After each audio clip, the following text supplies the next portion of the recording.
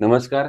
आपलं स्वागत आहे. आयकॉन स्टील प्रस्तुत बिल्ड आयकॉन या उपक्रमामध्ये. आज आम्ही आलो सांगलीमध्ये आणि माझ्यासोबत आहेत young engineer, young master engineer Tanveer Mestri sir. बरोबर. मास्टर इंजिनिअर म्हणजे त्यांनी मास्टर केलंय स्ट्रक्चरल इंजिनिअरिंग म्हणून आणि मास्टर दुसऱ्या एका अर्थानं म्हणजे त्यांनी रेसिडेन्शियल, कमर्शियल अशा वेगवेगळ्या प्रोजेक्ट्सवर पण ते काम करतात. मागच्या 5-6 वर्षांपासून अतिशय उत्तमरित्या काम करतायत. त्यांच्या या प्रवासाबद्दल, अनुभवाबद्दल आपण आज त्यांच्याशी बिल्ड आयकॉन या प्लॅटफॉर्मवर गप्पा मारणार आहोत. सगळ्यात आधी गप्पांना आपण सुरुवात करूया. ते म्हणजे तुमची लहानपणी शैक्षणिक पार्श्वभूमी कशी होती? म्हणजे शाळा कुठली होती? कॉलेज कुठलं होतं? इंजिनिअरिंगकडे येण्यामागची प्रेरणा किंवा इन्स्पिरेशन कोण होतं? ज्याच्यामुळे तुम्ही या फील्डकडे वळालात? मग मास्टर्स कसं केलंत? सो हा के-जी टू पी-जी असा एक प्रवास तुमचा आम्हाला ऐकायचा आहे. प्रवास असं माझं एकदम सिंपल होतं, सगळं सेट हं, होतं. हं, म्हणजे स्कूल माझी पूर्ण इमॅन्युअल इंग्लिश स्कूल एज्युकेशन माझं कम्प्लीट झालं. हं. त्यावेळेसची इंग्लिश मिडियमची चांगली स्कूल होती ह्या हिशोबानं. ओके. त्यानंतर आफ्टर स्कूल कम्प्लीट झाल्यानंतर माझे जे फादर होते ते पण सिव्हिलमध्येच त्यांचा डिप्लोमा झालेला मधून. हं, आणि त्यांनी मला सजेस्ट केलं होतं की तुला कुठली फील्ड चूज करायची तुझ्या हिशोबानं करू शकतो. पण आता बघत आलोय पप्पांना पहिल्यापासून, तर माझे इंटरेस्ट होतं सिव्हिलमध्ये होतं, त्या हिशोबाने मी डायरेक्ट चूज करताना डिप्लोमा चूज केलं. म्हणजे डिप्लोमानं डायरेक्ट इंजिनिअरिंगमध्ये ॲडमिशन घेता यावं. हं. डिप्लोमा माझं लठ्ठे पॉलिटेक्निकला कम्प्लीट झालं फ्रॉम 2006 टू 2009. हं. आणि आफ्टर डिप्लोमा मी 2009 ते 2012 पर्यंत डिग्री कम्प्लीट केलो PVPIT बुधगावमधून. आणि 2012 नंतर मी एक वर्ष ब्रेक घेऊन साईट एक्सपिरियन्स घेतलो थोडा, आणि स्ट्रक्चरल डिझायनिंगच्या हिशोबानं थोडा एक्सप्लोर केलो काय करता येईल काय नाही. मग इथं सांगलीमध्येच एक वर्ष अनुभव घेतल्यानंतर मी पुण्यामध्ये एक्झाम क्रॅक करून AISSMS कॉलेज पुणेमध्ये MTechसाठी ॲडमिशन घेतलो स्ट्रक्चरलसाठी. ओके. आणि तिथं 2 वर्ष 2013 ते 2015 मध्ये MTech स्ट्रक्चर कम्प्लीट केल्यानंतर मी लेक्चरशिपमध्ये थोडं वर्ष काम केलो. ओके. तिथं पुण्यामध्ये PGM सोई म्हणून कॉलेज होतं, तिथं एक दीड वर्ष तिथं काहीतरी as an assistant professor work केलो, हं, हं. टीचिंग सेम स्ट्रक्चरल सब्जेक्ट्स शिकवण्यासाठी. आणि ते कम्प्लीट झाल्यानंतर मग इथं सांगलीमध्ये शिफ्ट झालो मी. ओके. सांगलीमध्ये इथं JJ मगदूम कॉलेजमध्ये पण एक वर्षभर लेक्चरशिप असिस्टंट प्रोफेसर म्हणून वर्क केलो. आणि त्यानंतर मी प्रॅक्टिस केलो ॲज अ स्ट्रक्चरल डिझायनिंग. आता माझं लेक्चरशिप चालू असताना पण मी back to side by side माझी स्ट्रक्चरल इंजिनिअरिंगची कामं प्रिफर चालूच होती. बरोबर. थोडंफार स्ट्रक्चरल हे एज्युकेशनमधनं थोडं म्हणजे टीचिंग फील्डमधनं थोडं बाहेर पडून मग माझं कॉन्ट्रॅक्टिंग आणि स्ट्रक्चरल डिझायनिंग फुल फ्लेजमध्ये मी चालू केलो. वाह! तर हा एक्सपिरियन्स फार चांगला होता एकंदर हा जर्नी. याच्यामध्ये तुम्ही म्हटलात तसं वडिलांचं पण ऑलरेडी काम होतंच या फील्डमध्ये. तर मग स्वतः इंडिव्हिज्युअल केलेला पहिला प्रोजेक्ट कुठला होता? आणि तो करताना काही दडपण आलं, प्रेशर आलं? कसा होता एक्सपिरियन्स? कुणाच्या रेफरन्सनं मिळाला? नाही, रेफरन्स नाही. माझे फादर आता सिव्हिलमध्ये होते, पण सिव्हिलमध्ये ते गव्हर्नमेंट ॲज अ महाराष्ट्र जीवन प्राधिकरणमध्ये ते डेप्युटी इंजिनियरमध्ये होते. त्यांचं अच्छा. असं प्रायव्हेट फील्डशी काही घेणं देणं नव्हतं. हं, हं, त्यांचं जे काय ते गव्हर्नमेंट प्रोजेक्ट्स त्यांनी करत होते. हं, आणि आता पहिला प्रोजेक्ट असं माझं कम्प्लीट झाले म्हणून आमचे एक ओळखीचे आहे, त्यांनी हं. एक प्लॉट दाखवले होते की इथं आम्हाला एक काम करायचं आहे म्हणून. आणि स्ट्रक्चरल थ्रू थोडेफार कॉन्ट्रॅक्ट्समध्ये तयार ऑलरेडी झाले होते.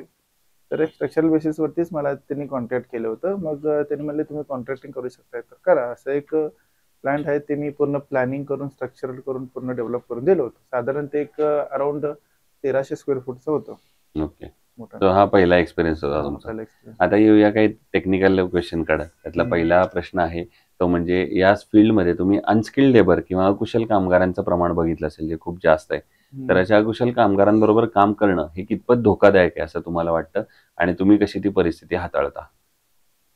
ऍक्च्युली तसं पाहायला गेलं तर अनस्किल्ड लेबरचा विषय कसा होता, त्यांनी फक्त एक पर डे बेसिसवरती जॉब करायला आलेले असतात. त्यांना सेफ्टी बद्दल किंवा काम कसं करायबद्दल ह्याच्याबद्दल जास्त काही अनुभव नसते. हं, म्हणून आम्हाला त्या बाबतीत थोडं प्रिकॉशनरी मेजर्स म्हणून काय की स्किल लेबरला थोडं त्याला थोडं हे गायडन्स म्हणून त्याला पण थोडं सांगायला लागते. आणि आम्हाला पण थोडं त्यांच्यावरती अटेंटिव्ह मेजर्स घ्यायला लागतात. म्हणजे थोडंफार दिवसभर एक 2-3 विजिट्स द्यायला लागतात. बरोबर. दुसरं कन्स्ट्रक्शन मध्ये प्लॅन ही स्टेज अतिशय महत्वाची असते. बरोबर. सो तर त्या प्लॅनचा इम्पॉर्टन्स तुमच्या नजरेतून काय आहे आणि तुम्ही कसं त्याच्यावर वर्किंग करता?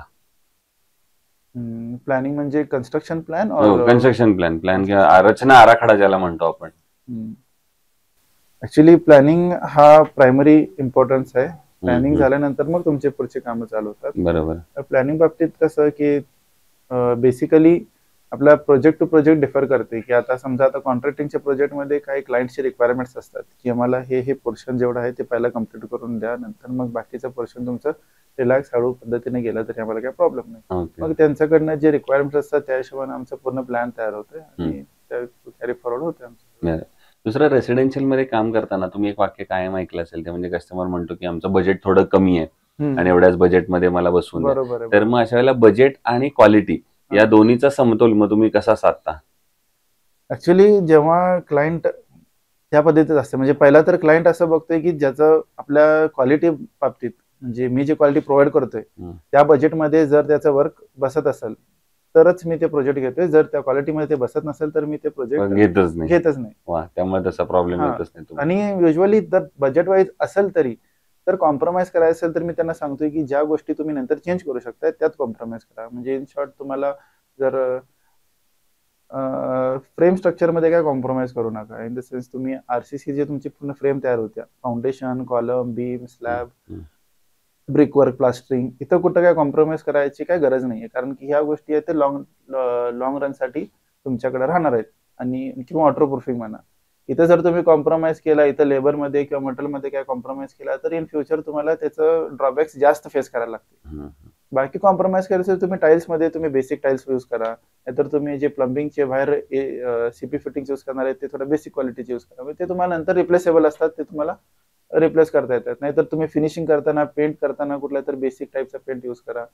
ह्या गोष्टीत कॉम्प्रोमाइज करायला आम्ही सजेस्ट करतो. हरकत नाही. बाकीच्या गोष्टीमध्ये काय नाही करत. बरोबर.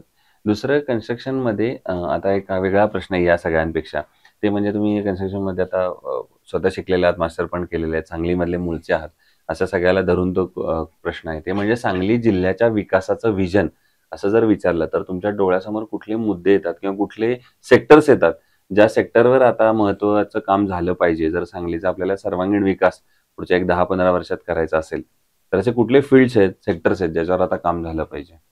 सांगलीमध्ये सगळ्यात इम्पॉर्टंट म्हणजे आता सध्या इंडस्ट्रीजचा थोडा ग्रोथ होणं गरजेचं आहे. सांगलीमध्ये सध्या पॉप्युलेशन थोडी वाढत चालली आहे, म्हणजे रेसिडेन्शियल कन्स्ट्रक्शन वगैरे ग्रोथ व्हायला लागले, पण इंडस्ट्रीज ज्या पद्धतीने वाढली पाहिजे त्या हिशोबाने वाढत नाही. ज्या पद्धतीने MIDC ग्रो व्हायला पाहिजे त्या पद्धतीने ग्रो होत नाहीये आणि त्यामध्ये ग्रोथ होणं गरजेचं आहे. त्याचबरोबर ट्रान्सपोर्टसाठी पण थोडं ग्रोथ होणं गरजेचं आहे. रोड्स म्हणा किंवा बाकी ड्रेनेज फॅसिलिटी म्हणा, वॉटर लाईनिंग म्हणा, या सगळ्या फॅसिलिटीज पण थोडं चांगल्या पद्धतीने डेव्हलप झाले पाहिजे. तुम्ही फार महत्वाचा मुद्दा सांगितला की ट्रान्सपोर्ट असेल आणि इंडस्ट्री असेल, हे 2-3 त्यातले फॅक्टर्स महत्वाचे आहेत.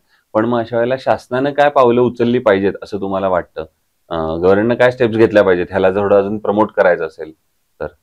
आता गव्हर्नमेंटनं जसं make in India type support केलं त्या हिशोबानं इंडस्ट्रीजसाठी पण थोडंफार त्यांनी असं सपोर्ट दिलं पाहिजे, फायनान्शियली म्हणा किंवा थोडा लोकांना त्या बाबतीत थोडं जागृत करण्यासाठी, किंवा त्यामध्ये एक रिस्क फॅक्टर जे वाटत असते फील्डमध्ये पडण्यासाठी त्या बाबतीत इन्शुरन्स वाईज थोडं त्या गोष्टी जर गव्हर्नमेंटनं थोडंफार प्रोव्हाइड केला इंडस्ट्रीज वाईज तर ते कमी होऊ शकते. कारण की इन फ्युचर एक 10 वर्षापूर्वी बघायला गेलं तर लोक जॉबसाठी खूप धडपडत होती. बरोबर. आणि आता एक 10 वर्षानंतर बघायला गेलं तर लोक जॉब करतात आणि नंतर स्वतः चालू पण करतात आणि काही प्रमाणात 100 मधले 60-70 जण सक्सेसफुल पण होतात.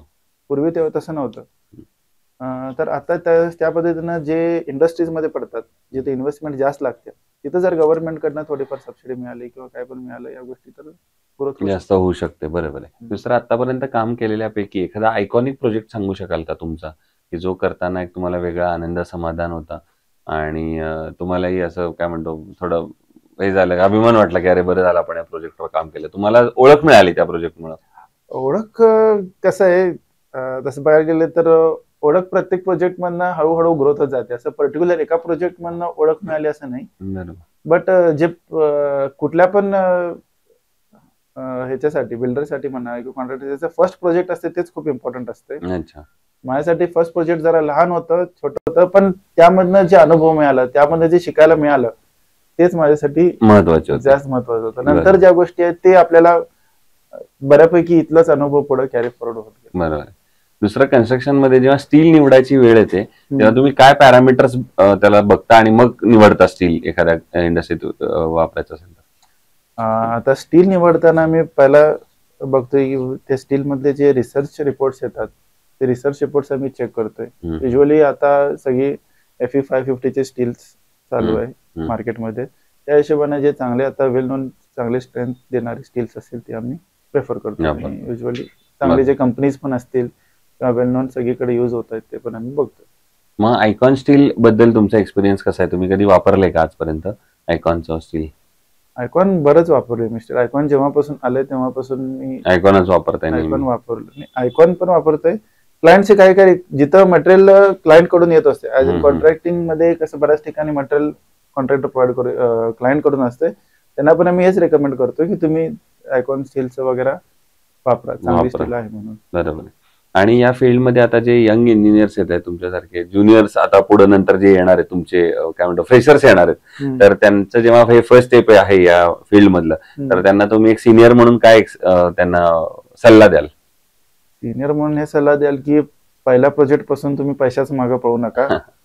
पहिल्या प्रोजेक्टला किंवा पहिल्यापासून सुरुवात करताना तुम्ही कामाकडे लक्ष द्या, कामाला इम्पॉर्टन्स द्या आणि जेवढं होईल तेवढं अनुभव ज्युनियर्स कडनं पण किंवा आपल्याकडनं जे खालची माणसं पण असतील त्यांच्याकडनं पण जेवढ्या गोष्टी होईल तेवढा अनुभव घ्यायचा प्रयत्न करा. तर ते इंजिनियर तन्वीर मिस्त्री सर, आणि त्यांनी जसं सांगितलं त्याप्रमाणे पैशाच्या मागे लगेच पडू नका, आधी अनुभव चांगला घ्या.